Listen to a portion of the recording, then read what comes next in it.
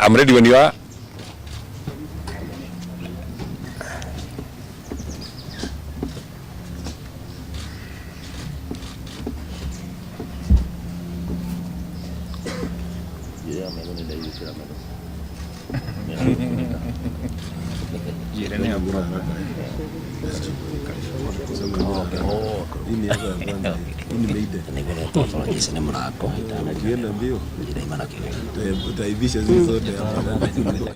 A statement by the DCP party. These are our MPs allied to our party.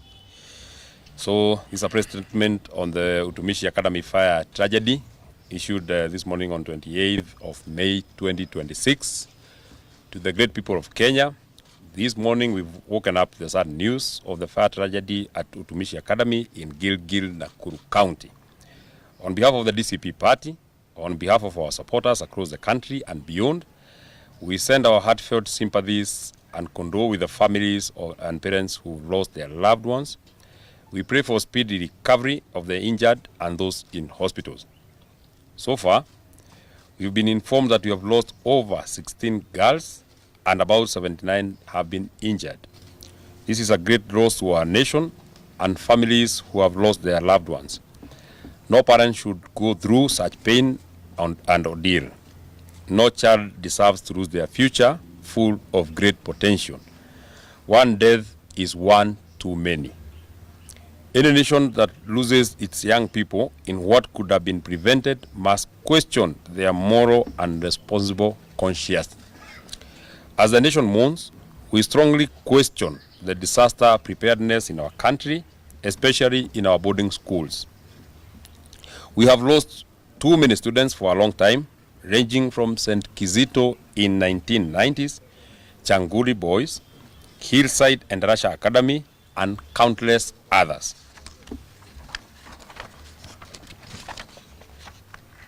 It is unfortunate that while the National Disaster Response Management Bill is stuck with the leadership of the National Assembly, our children continue to face danger in schools and Kenyans are still not spared.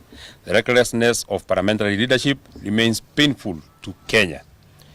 The function of disaster response is treated as an afterthought by this administration, who carelessly moved to the incompetent Cabinet Secretary for Interior, Kipchumba Murkomen, who cannot be reached while he is attending to his late-night social calendars.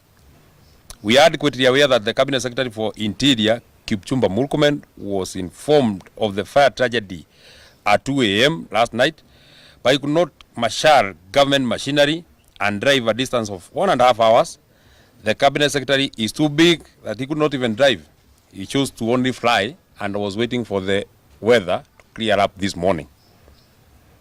A Cabinet Secretary who is an epitome of failure, Mr. Kipchumba Murkomen, must take personal responsibility in the loss of lives of the children who have lost their lives. If the same effort and energy used to recruit, deploy, and maintain political goons by Kipchumba Murkomen and Raymond Omoro was applied, disaster management bill would have been applied, mitigation measures would have been implemented, and lives would have been saved. Moving into the future, we must put Kenya in a much better space in terms of disaster preparedness, disaster management, and mitigation. The question that we ask is, where is the National Disaster Response Committee, including all the key stakeholders, that was appointed in the year 2023 and put under the office of the Deputy President? Why was this key function moved to the Cabinet Secretary for Interior as a person and not an office? What interests are there by the President in moving functions to an individual rather than state departments? What was so hard for the Cabinet Secretary of Education to move to Nakuru as compared to going to Safari Park Hotel when our girls have died in numbers? Where is empathy? Kenya deserves better. How safe are our schools? If Utumishi Academy could lose 16 girls, yet we have security agencies at a stone throw, how safe are our kids in the other parts of the country?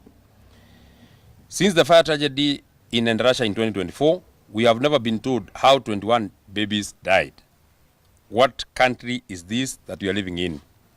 We call for the immediate censure of the Cabinet Secretary for Education and the resignation of the Cabinet Secretary for Interior, Kipchumba Murkomen, for the deaths of our children at Utumishi Academy. That is our statement for this morning, and we actually would want to leave it at that.